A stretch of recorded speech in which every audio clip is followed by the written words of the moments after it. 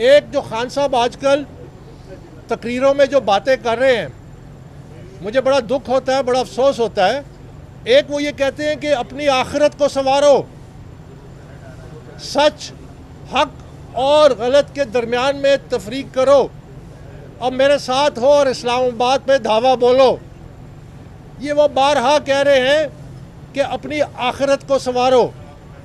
खान साहब, मैं आपसे पूछता हूं कि आप कब अपनी आखिरत को संवारेंगे?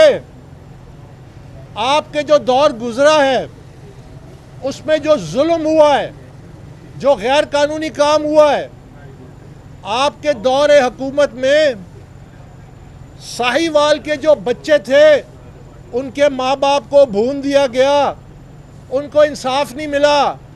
खान साहब, आप अपनी आखिरत को कब संवारेंगे?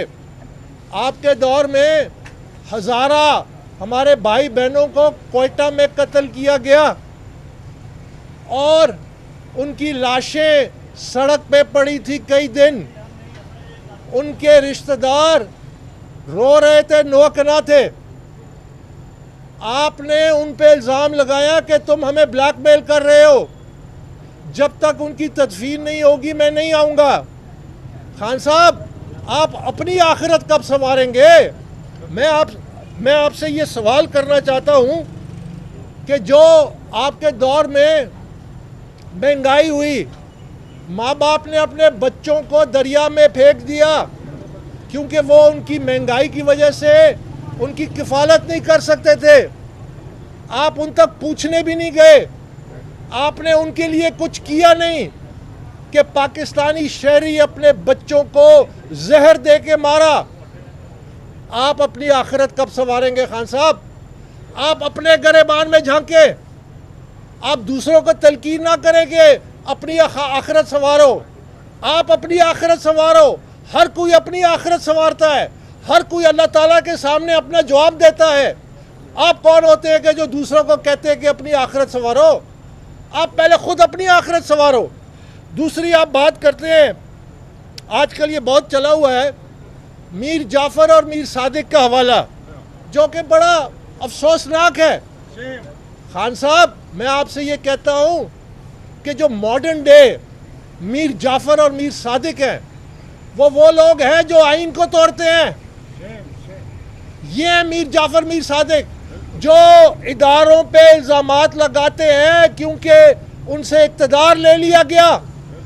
ये है मीर जाफ़र मीर सादिक, जो कहते हैं कि ये इलेक्शन कमीशन ऑफ पाकिस्तान में जो मुनसिफ है, जिसके सामने इमरान खान जवाबदेह है और मुल्ज़िम के तौर पे पेश हो रहा है, कहता है आप इस्तीफ़ा दो।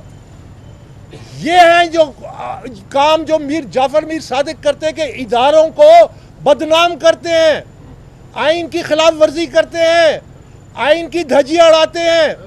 ये है वो मीर जाफ़र मीर सादिक। आप किन मीर जाफ़र मीर सादिक की बात उठाते हैं? और आप कब से सिराजुद्दौला और टीपू सुल्तान बनने लग गए? मुझे ये बताइए कि कौन टीपू सुल्तान अमेरिका के सदर की इलेक्शन जीतने के लिए 2 रकात नफल पढ़ता था? टीपू सुल्तान क्या अमेरिकी सदर से मुलाकात के बाद इतना आपे से बाहर हो गया, इतना खुश हुआ कि कहते मैं दूसरा वर्ल्ड कप जीत के आया हूँ? कौन सा टीपू सुल्तान है जो कश्मीरी मुसलमानों के मोदी के जुल्म के हवाले करता है? ये कौन सा टीपू सुल्तान है? ये कौन सा सिराजुद्दौला है? आप किसकी मिसालें दे रहे हैं खान साहब? आप तो उनके करीब भी नहीं भटकते। आपको सिर्फ और सिर्फ इक़्तिदार चाहिए।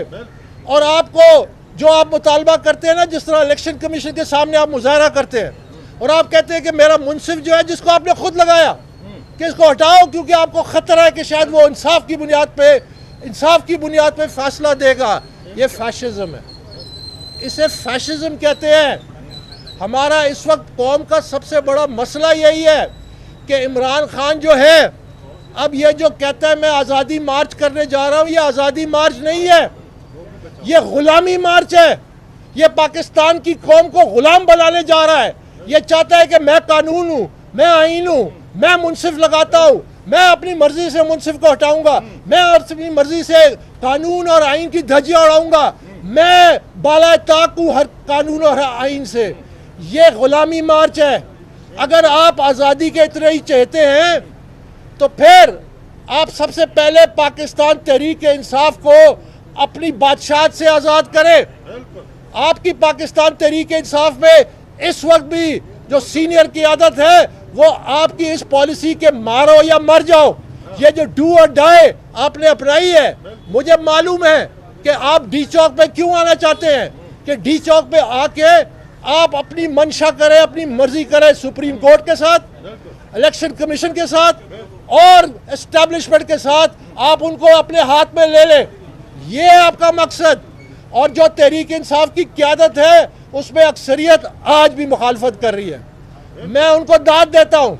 मैं कहता हूँ ये वक्त है खड़े होने का, क्योंकि पाकिस्तान की जो बका है, पाकिस्तान की जो सलामती है, पाकिस्तान की जो माशी खुद मुख्तारी है वो दाव पे है। हम मजीद इंतशार बर्दाश्त नहीं कर सकते। श्रीलंका का हाल हमारे सामने है। श्रीलंका किस तरह डूबा, आज वहाँ पे हंगामे हो रहे हैं, पाकिस्तान की मईशत भी डूब रही है। आप इलेक्शन की तैयारी करें, आप अपनी पार्टी को संवारें और पुरअमन तरीके से सियासी अमल को चलने दें। और अगर जो भी इंतशार, ये इंतशार आज नहीं शुरू हुआ, ये इंतशार 2014 से शुरू है। पहले आपने कहा कि 4 हल्के खोलो, फिर उसके बाद आपने कहा 35 पंक्चर, फिर उसके बाद जब आप इक़्तिदार में आए आपने कहा मैं नहीं छोड़ूंगा। आज तक आपने किसी को नहीं पकड़ा। आज मैं ये कहता हूँ कि ये जो फैशिज्म है, अगर इसको जड़ से ना उखाड़ा गया, अगर इसका मुकाबला नहीं किया गया, इसका मुकाबला करने के लिए आपने सोशल मीडिया पे मुकाबला करना है, आपने प्रिंट मीडिया पे मुकाबला करना है, आपने इलेक्ट्रॉनिक मीडिया पे मुकाबला करना है, आपने कानूनी तरीके से मुकाबला करना है। ये पाकिस्तान की जंग है। ये जंग पीडीएम, पीपल्स पार्टी और नून लीग और पीटीआई की नहीं है। ये पाकिस्तान की बका की जंग है जो हमने फैशिज्म के खिलाफ लड़नी है। इमरान खान का भी मुतालबा है कि फ़ौरन इलेक्शन का ऐलान करो। बफ़र्ज़ माल मैं कहता हूँ कि आज इसका मुतालबा मंजूर कर लें, आप इलेक्शन का ऐलान कर दें। कल ये कहेगा कि मुझे अपनी मर्जी का इलेक्शन कमीशन चाहिए, आप इलेक्शन कमीशन इसकी मर्जी का दे दें। फिर ये कहेगा कि मुझे इलेक्शन में अपनी मर्जी के नताइज चाहिए। फिर अगर इलेक्शन नताइज आपके 10 सीटें कम आई तो फिर आप कहेंगे कि मुझे ये इलेक्शन नहीं मंजूर। ये इस इंतशार को अभी हमें ख़त्म करना है, सब ने मिल के ख़त्म करना है। ये एक सियासी इंतशार है जो पाकिस्तान को ले डूबेगा। हम सब ने मुकाबला करना है। अगर हमने मुकाबला नहीं किया, ये अदालतों को चैलेंज करता है, ये अदालतों को मलाइन करता है। सबसे बड़ा जो खौफनाक शर का पहलू है, याद रखिए, जो कि पाकिस्तान तहरीक इंसाफ और इमरान खान दानिस्ता तौर पे कर रहा है, वो अवाम को इदारों के सामने ला रहा है। वो पाकिस्तानी फौज और उसको अवाम को लड़ाना चाहता है। इससे बड़ी साजिश कोई नहीं हो सकती। जो इमरान खान साजिश का जिक्र करता है, सबसे बड़ी साजिश ये है कि एक सियासी जमात गैर कानूनी फंडिंग से, भारतीयों की फंडिंग से, गैर मुल्की कंपनियों की फंडिंग से, गैर मुल्कियों की फंडिंग से ये इक़्तिदार में आई। ये था उसका एजेंडा के इंतशार फैलाएं। हम सब ने मिलकर इस इंतशार का मुकाबला करना है। ये मैं पहले दिन से कह रहा हूँ, मैं आप सब गवाह हैं। मैं पहले दिन से कह रहा हूँ, ये फॉरेन फंडिंग केस, ये कौमी सलामती का केस है, इस पर तवज्जो नहीं दी गई। ये इदारों की जिम्मेदारी थी कि गैर कानूनी फंडिंग वाली जमात पे कानूनी तौर पे इक़दामात लेते। आज भी शायद थोड़ा सा वक्त रह गया है।